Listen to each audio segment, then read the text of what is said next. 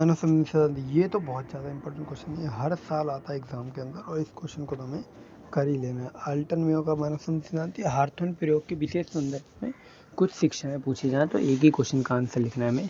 तो सबसे पहले हमें बेसिक नॉलेज में हमें थोड़ा बहुत बताना है, कुछ चीज़ बता देना है कि एक मनोवैज्ञानिक लोग हैं जो पियरे जेनेट है और सिगमंड फ्राइड है, ये इसके विचारों से प्रभावित है जो इसने विचारधारा दी है अपनी।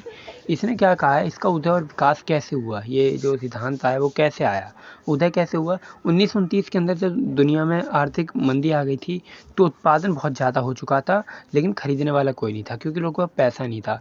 अब इसका प्रभाव Bharat, Europe, Africa, Latin America पर पड़ गया था। वहाँ पर लोग बेरोजगार हो गए तो कोई काम नहीं रहा था उनके पास। उद्योग में भी निरंतर हानि हो गई थी। इसी इसी विचार को लेकर फिर नई तकनीक के क्षेत्र में खोज हो रही थी, है ना। फिर तकनीकी क्षेत्र में नई खोज हुई इसी समय। अब बीच में आ गया टेलर। यहाँ पे टेलर है ना, इसका सिद्धांत भी आगे पढ़ेंगे, वो भी बहुत इंपॉर्टेंट है। टेलर ने क्या कहा, इसका नाम पूरा है एफ डब्ल्यू टेलर। इसने ये कहा वैज्ञानिक प्रबंध सिद्धांत में कि इंसान एक मनुष्य नहीं है, इंसान एक मशीन है, उसको मशीन की तरह कार्य कराओ ताकि हमारे संगठन को प्रॉफिट हो चुके, बस इतना इसने बोल दिया। लेकिन इंसान के बारे में नहीं सोचा इसने। लेकिन एल्टन में सब सोचा क्योंकि उसका सिद्धांत ही है मानव संबंध, मानव से संबंध। तो इसने क्या कहा कि इंसान को हमें इंसानी मानना चाहिए, उसकी प्रॉब्लम को सॉल्व करना चाहिए। तो इस तरीके से एक नया सिद्धांत निकल गया है जिसको एल्टन मेयो का मानव संबंध सिद्धांत हम कहते हैं, या हार्थन प्रयोग। इसके समर्थन है, यानी इसको जो समर्थन देते हैं वो है टी.एन. वाइट और ओलिवर शेल्डन। अब इसका इंट्रोडक्शन मेरे को बताने की ज़रूरत नहीं है। यहाँ पे मैं लेबर और मैनेजर के बीच में रिलेशन बताने की कोशिश करता है।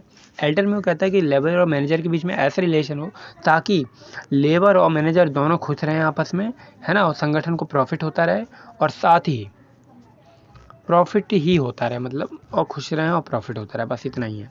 थिंकर का व्यूज़ अगर पढ़ा जाए तो थिंकर कहते हैं, रॉबर्ट सांस्टॉल, वो कहते हैं कि कार्यरत व्यक्तियों का अध्ययन ही मानवीय संबंध है।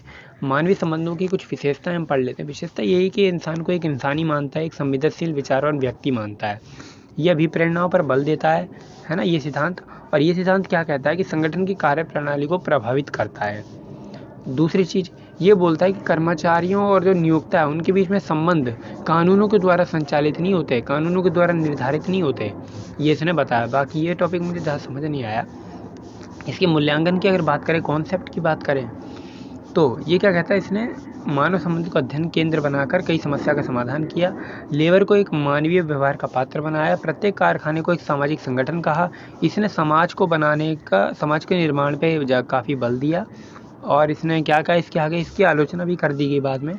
आलोचना क्यों कर दी गई, क्योंकि लॉरेन बैरेट्स ने कहा कि इसका जो विचार है, इसका जो सिद्धांत है वो किसके पक्ष में है लेबर ऑर्गेनाइजेशन, यानी कि श्रमिक संघों के फेवर में नहीं है, अगेंस्ट में है, यानी कि विरुद्ध में है। और प्रबंध यानी मैनेजर के फेवर में है, क्योंकि इसने कहा ना कि मैनेजर को फ़ायदा होगा। अब भाई इसने उसकी तो बात की नहीं कि लेबर को कुछ फ़ायदा हो इससे, इसने बात किसकी की, भाई मैनेजर खुश रहे और ये दोनों खुश रहे और बाकी फ़ायदा होता रहे बस संगठन को। तो इसलिए यहाँ की इसकी आलोचना कर जाती कि इसने लेबर ऑर्गेनाइजेशन के अगेंस्ट में और मैनेजर के फेवर में इसने अपना पक्ष दिया है।